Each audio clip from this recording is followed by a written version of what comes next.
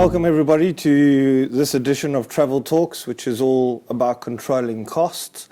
I'm Warren Dix, the Chief Commercial Officer at Grey Doors, and I have David from Wates. David, if you'd like to introduce yourself. Morning, Warren. I'm David Oates. I'm the Group Procurement Director for the Wates Group. Perfect, awesome. Well, thank you for allowing us to come into your offices and talk about how we can control costs. I think we're going to start just quickly by talking about how costs have risen, also about the industry, and then we'll go into some mechanisms in terms of how you can control your travel program and drive down overall costs. So in 2019 was one of the best years in travel. There was over $1.4 trillion globally worth of travel spend in corporate travel, which is amazing. And then obviously we had COVID that hit, which really affected the travel industry, from TMCs to airlines, to hotels, to airports, etc. And as we come out of COVID, I think we've got a lot of challenges. A few of the challenges is this shortage of staff. In airports, we've seen that recently with the airports not being able to handle capacity. In terms of airlines, hotels, everyone is affected by the individuals that have left the industry. So what has this created? This has really created the cost of living going up, and also the people within the industry are demanding higher salaries. We know that BA has increased the ground staff by 13% increase to try and keep the staff and also attract staff towards BA. And they've also increased the staff salaries by 18% as in cabin staff, right? Mm-hmm. We know that hotels run off a 50% of their costs are done off staff. So now that we've had all of these staffing issues and shortages of staff, we're really battling as an industry to get talent to come back into the travel industry. And what that means is that salaries are getting pushed up. There's a much greater, more competition for trying to get the best staff in the industry. But one of the major things that has affected travel is the oil price. So in 2019, in quarter two, a gallon was $1.92. Whereas today we're sitting in 2022 at $3.90. Right, that's a huge jump in the terms of the cost of oil. And obviously we have all the cost of living coming into it. I think one of the biggest things we experience today is every time I sit with a customer or I sit with anybody booking travel, managing a travel program, they all say to me that travel costs have increased massively, right? In terms of GBTA, they've said global airfares have increased by 48%, and European air travel has increased by 19.5%. ONS, Office for National Statistics, has stated that from 2019 to 2022, the increase has been 30%. However, what I really wanted to do before we talk about these big numbers is bring it down to reality. Is that from 2017 to 2019, when there wasn't a pandemic, when there wasn't all the increases of oil and increases of living costs, there was still an increase in airfares, which was about 11%. So what we have to do to take a step backwards and look at it is, what is the difference between the two eras, right? So from 2019 to 2022, 2017 to 2019. And there's about a 13.9% difference. So in order to bring your travel spend down in 2022, you need to effectively drive down your cost at approximately about 14% to get it back to 2019 levels, right? So it's not as bad as we think it is. But now what we've got to do is basically be able to put key pillars in place to drive down the overall cost. So when we talk about travel programs, David, we really speak about 7 key pillars. One is online adoption. I know you guys are at about 95% online adoption, which is absolutely fantastic, and we'll talk about that in a sec. We've got advanced purchasing. booking more in advance will obviously save you money. We'll talk to you about the type of percentages that we have examples on. Flexibility of tickets, right? How do you manage the flexibility? Do you book fully flexible? Do you book non-refundable? In train and hotel, these are two big talking points at the moment. Sourcing air or hotels or rail, looking at deals that you can put in place. Having negotiated deals can obviously drive down cost as well. Approvals, having a good approval system. So knowing that when people try to book outside of policy, how you can control that and drive down the overall cost. Hotel program, making sure that you have a good hotel program in place. And looking at the travel policy and reviewing it on a daily basis. And we'll also talk about rate caps, etc. But one of the key things I think that most people talk about is the access to content, making sure that you've got full access to content at the moment. So you want to make sure that you've got full access to NDC content, which for those who don't know what NDC is, because we love an acronym in travel, it's basically all the content that the airlines release on their website. So you want to make sure you're getting those rates within your online booking tool, within your TMC, right? Because we never want a traveller to say, I can find it cheaper on the internet. And the same with hotels. When you look at content, you want to make sure you're getting the Expedia content, the Bookings.com content, because we know travellers always look at that type of content. So that's really where we are in terms of the things you can put in place. But if we look at purchasing in advance, if you change your tickets from purchasing in advance from a long haul, if you go from 7 days to 21 days, you can actually save up to 57% of your cost. That's amazing, and that's quite a big statement. Now, can we do that, and is it possible to do that? And we'll talk about that in a sec. European trips, if you move from 7 days to 14 days, you can save about 37%. And domestic, if you move before 14 days, you can save about 52%. So those are really big numbers, right, when we're talking about savings. In terms of non-restricted versus fully flexible, if you take on long haul and you change fully flexible to non-restricted, you can save up to 73%, which is huge. Right? And they also say that the amount of tickets that you book at a fully flexible ticket, you can book 3 non-refundable tickets in place of that. So if you do have to book a new ticket, because of the cost savings that you're making, you will be able to buy another ticket outright. European, you can save about 60%, and on domestic, you can save about 71%. These are really, really big numbers, of course. In terms of rail, which I think, David, you guys are doing really, really well. I came down from London today to Manchester.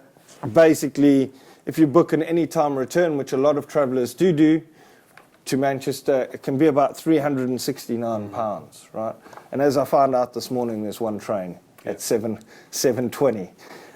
So that was exciting. I almost thought I wasn't going to make it, but here I am. But if you book an anytime, if you book advanced singles on that route, you can save 51%, which is it will cost you £181. That's a huge saving, and I know you guys are really good at that. So you want to talk about that a bit? Yeah, 100%. I mean, the cost to travel to the business, as you quite rightly said, has gone up phenomenally. I think because we had those 2 years where everybody stayed at home, and now the world's opened and we like getting back out and we like travelling, which is actually fundamental to our business. So we've been trying to be fairly controlled about this. Advanced tickets, we direct our business to buy advanced tickets. Now, I do accept from time to time you can't do that, and our industry has a habit of calling meetings at the last second. These things do happen. But the majority of it is controllable. So we have a policy really where we sit down, have a look. 2 things really is, firstly, do you need to travel? Is the first question.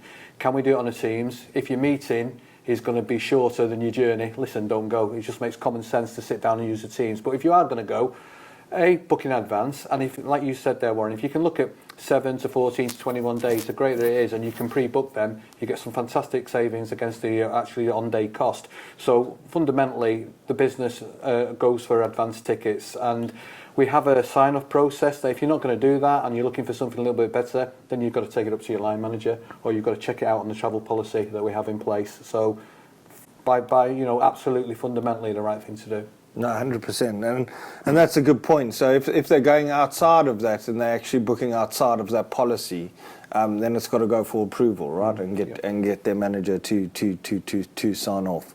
And how do you find do you find there's a lot of kickback and noise from travellers in terms of booking so in advance? I think people tend to they get really busy and they tend to do things at the last minute, and creating that culture and those good habits of booking in advance. How do you find your staff adapt to that? Yeah, I think most of them are pretty good. And to be fair, they work in an industry where we're building buildings, so there's a lot of planning going in place. So they're used to that sort of structure of being organised.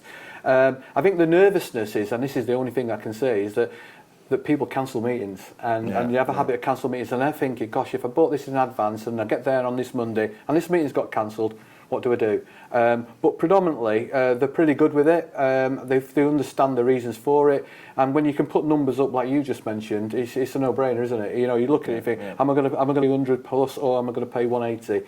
Let's be sensible about this. So the culture's right. As I say, it's just that little bit of a nervousness sometimes that we do cancel. No, exactly. And I just wanted to touch on one other point where, you look at your online adoption, and we were speaking a little bit about it earlier, but you've got a 95% online adoption rate, and I mean that's fantastic, right? That's phenomenal, and especially that you don't have bookers, and the individuals are doing it. So that's a huge achievement. So congrats on that. But how did you find getting that level of online adoption? What were the main drivers to that? Because visual guilt is obviously another big cost savings, right? Yeah. When people can see what the difference is between costs. Yeah, I mean, they're used to behaving in that manner, to be fair. I mean, they book online for meetings. It's the sort of way that we operate in the business, so that was good. We do have an interest. You're interested in talking about Booking.com and etc. Because people like to buy, don't they? So there's a lot of they go out there and they have a search around the internet because they do that in their own sort of travelling. So we've guided them how we want to do it. They're used to booking online, so not too bad at all, really. It's really gone down fairly easy. That's not been too difficult. It's just being organised about it, I think, and that generally is sort of a cultural thing. And we have got such a large business, which with a lot of people, we've got 4,000 staff, of which probably about 1,500 travel at any one time. So there's a lot of movement within our industry. So getting people to understand that if we put these processes in place, there's definite benefit and to the business, and we just treat it as another category of spend. It may be like we look at structural steel work, we look at concrete, we look at travel. It's a category for us, and we try and put the same principles in all our categories. No, for sure. I know you guys have also been quite good with rate caps in terms of your hotel program. You've been, one of the big things with hotel programs, and I get this all the time, clients say, I'd love a hotel program and I want 30, 40 hotel rates, right? Which isn't always the right way of managing hotels, because actually what you want to do is you want to have 2 or 3 key hotels in that location and consolidate all the spend to those key hotels so that you can drive down that negotiated rate and get more people going to your preferred hotels. I know you guys have done that in the past, and you've seen some good results on that. Yeah, I mean that's important for us. I think that's one area I say in certain parts that we've not been so great with. We've when we've had sort of events and we're using a certain hotel, we've probably found that people do individually book it. And if we actually got together and said, right, we're taking 30 people are going to want to stay at this hotel tonight, let's look at it now and we can manage it much more effectively. But no, it's very important for us. We want a concise number of hotels, preferred hotels, where to the standard that the Wates Group expects, that we can then comfortably say to our staff, that's the hotels that you should be booking. If you want to go outside of that, raise your hand, we'll look at it, but fundamentally that's the approach that we want to take. And because then we've got control on it and we know where they are, and it's the safety as well. We do a lot of work with the sort of diversity, inclusion and supporting our people within the business. It's really important that, if there's an issue, we know which hotel they're at, and it's one of the hotels that we've vetted with your team. We've checked and we're comfortable with the surroundings. No, good, great, excellent. I think one of the I suppose one of the key things that we always get asked, the account managers get asked, or people within our business is how can we save money? How can we drive down costs? And one of the key things I looked at in terms of your rail tickets on advance purchase, and you guys probably have 40%. 40 to 50% of your travellers doing advanced singles. But I think if you look at a travel spend of £3 million and you want to make the savings of 15%, so we've said at the beginning of this talk that costs have increased by 15%. So, the business or the board comes to you and says to you, we really want to get the cost down and drive down that cost, and how do we get it back to a reasonable state of play like 2019 numbers. So instead of attacking the full portion of your travel budget, the way I would do it, which I think is sensible, and I'd love your view on this as well, David, is rather than try and attack everybody within your travel program, right? Because you're going to have boards and you're going to have management and you're going to have travelers that just can't change the way that they do travel. So what I would say is really focus on about 36% of your overall travel program. Mm-hmm. So if we take a typical travel program of £3 million and we focus on 36%, which works out to about £1 million worth of spend, and we apply just one of the key fundamentals to what we talked about, the 7 key things, and we just move from fully flexible to non-flexible, right? And we just target that for 36% of your travel spend. You're going to save 15% on your overall travel spend, which will then bring you back down to the 2019 numbers. If you did 2 elements of the 7 pillars that we spoke about, so if you do non-flexible, going from flexible to non-flexible, and then you go booking in advanced and booking more in advanced. If you combine those 2 elements together, which is a bit harder to because that puts more pressure on the travellers, and you've got to look after how it affects the culture of the business, and can the culture implement these type of things. And from that aspect, you're looking at about 26% savings. So there are savings to be made. But I think, one thing I always ask our customers is, are you willing and able to do it, right? Can you make those changes? Are you willing to do it, but you're unable to do it because your travellers and the business doesn't feel it's right for the culture?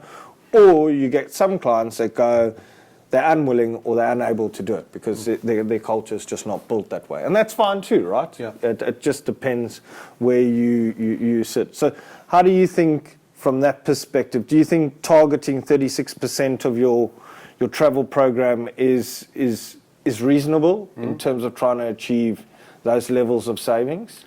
I think it's more than reasonable, and I think the 2 points you said about the non-flexible and the advance is definitely within our control and our remit. What would be really useful actually is, and as I said to you previously, Warren, that some people don't do that because of the nervousness about cancelling meetings. So it'd be really interesting if we did some stats around, say 10% of the meetings were cancelled, but we fixed on non-flexible and advance. What would that mean in terms of a cost? And then you still be showing a sizable saving, I would guess. So you can put that, you can factor that thing, and then people will be, oh, okay, so I don't feel too bad about this. If it's cancelled, and it's a 1 in 2, 1 in 10 sort of cancel, 1 in 5, and if we factored that in, then you could just do some stats and show what the potential saving was for the business with that built into it. Yeah. And I guess probably the most key thing to being able to implement any savings within a business is you need good MR, right? You need good analytics and you need good business intelligence, because you need to be able to identify where the challenges lie within your travel program, right? Who are the people booking out of policy? Who are the people booking 7 days in advance? If they are booking, let's say, fully flexible tickets, but they never change, why are they booking fully flexible tickets, right? They should be booking non-refundable. If I know I'm going to go and 100% I knew I was going to be here today, right? I had to come down.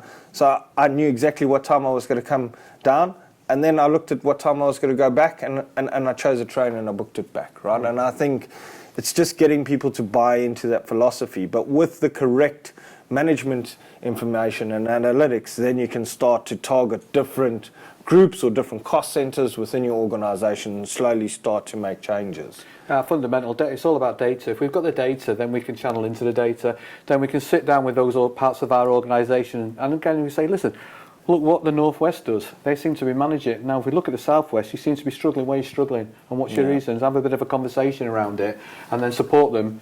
So, I mean, these people don't go out to actively do things wrong and to spend money on the business's account. It may be that they don't understand, they need a bit of support and help. And with data, you can do that.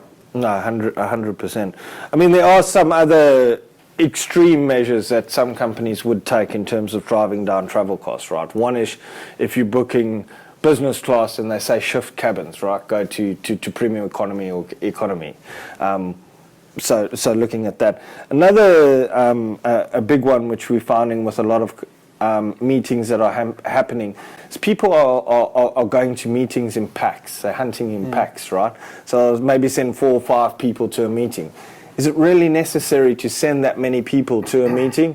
Or could you really put controls in place to say, if you are going to a meeting, you know, maximum 2 people, and if it's more than that, you need to put it in an approval process or something like that, just to try and drive down the overall cost. What do you think about that? I would say that's one area we're really good at. We trust in our staff to make the right decisions for the business, and you know, if there's requirement for 3 people to go from one part of the country to another part of the country for the meeting, they'll have a conversation. One will take the lead and one will go. The other 2 people probably teams it, or Zoom the meeting if they're needed, or pop in as and required on a Zoom meeting. Because we've always had the Zooms going and the live meetings as well. But sometimes you do just have to travel. I mean, I love it. You know, Zoom is great, but sitting around working it through with your people is far better. But understanding you don't always have to travel. No, 100%. And I think, you know, we all want to travel now. I think everybody you speak to wants to get out and travel, right? We've been cooped up behind a computer on Teams for 2 years, and now you see the travel has really increased massively over the last 6 months, right? It's gone insane. So I think my closing statement to everybody out there is, you know, if you want to talk about targeting certain areas of your travel program, you know, reach out to us. We're more than happy to give you some stats and look at your data and help you drive down those overall costs. But you can see if you just take 1 or 2 key fundamental pillars from the 7 pillars, you're able to drive down cost and you're able to make a change. And you don't have to do it to 100% of your program. You just target 40%, 36% of your program, and that will drive down enough cost in order to show real savings to the business. So the next travel, we will follow this up with some white papers and some more information that we're going to send out to everybody that was part of Travel Talk. So we'll send some interesting papers out and some more stats out about how to drive down overall costs. But I think the key message today is costs are rising. However, we can put mechanisms in place to help drive down those costs. So, David, thank you so much for your time today. I appreciate it, and sharing some of your thoughts around how you guys do so well at Wates, and you know you do a great job. So we really appreciate that. And just before we log off, I just wanted to mention that the next Travel Talks will take place on the 19th of January, and it will be around travel trends on 2023, and that will be presented by Suzanne Horner, our CEO, and David Bishop, our COO. So look forward to that one. No pressure, guys. But thank you so much. We've enjoyed this, and we look forward to the next Travel Talks. Thank you, David. Thanks very much, Warren.